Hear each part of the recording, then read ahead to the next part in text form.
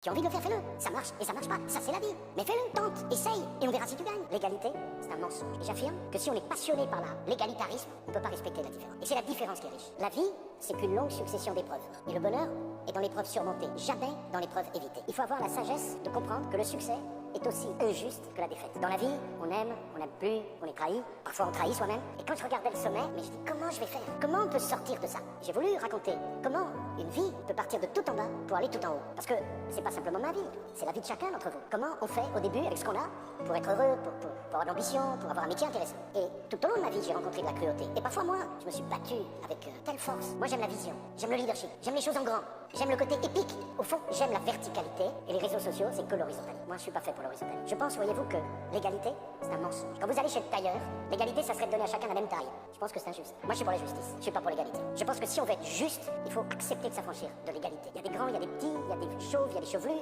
il y a des énergiques, il y a ceux qui n'ont pas d'énergie, il y a des gens qui ont le moral, il y en a d'autres qui ont des dépressions, ils ne peuvent rien. On est différents. Moi j'aime la différence. Le savoir est une arme. Voici le chargeur.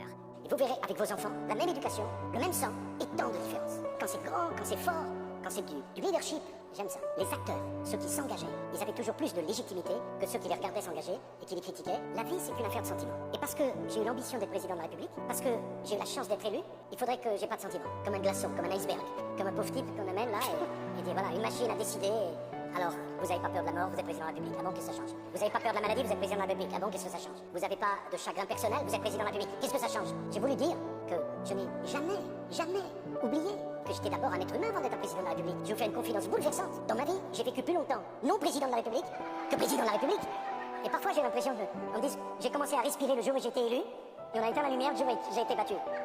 C'est pas ça la vie. Je pense que le plus important, et peut-être pour les jeunes et pour Sciences Po, c'est que la vie, ce n'est qu'une éternelle capacité à renaître. Je défends l'idée qu'on meurt plusieurs fois et on vit plusieurs fois. On renaît après une maladie, on renaît après un échec, on renaît après un divorce, on renaît après une épreuve. Et on renaît jusqu'au bout.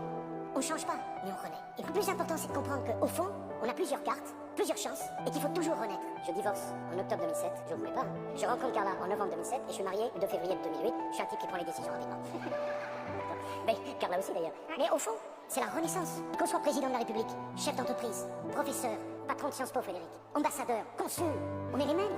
On a cette vie qui dure le temps d'atteindre au poste, et malgré la brièveté, on s'agite pour en faire quelque chose comme si on avait l'éternité. Et au fond, la seule façon de vivre, c'est de vivre jusqu'au bout, totalement, comme si ça avait un sens. J'ai conscience du ridicule de tout ça. Mais je pense qu'au fond, ce qui donne sa dignité à l'homme au sens être humain, c'est la mort, et c'est la capacité à renaître. Et c'est ça qui donne un sens.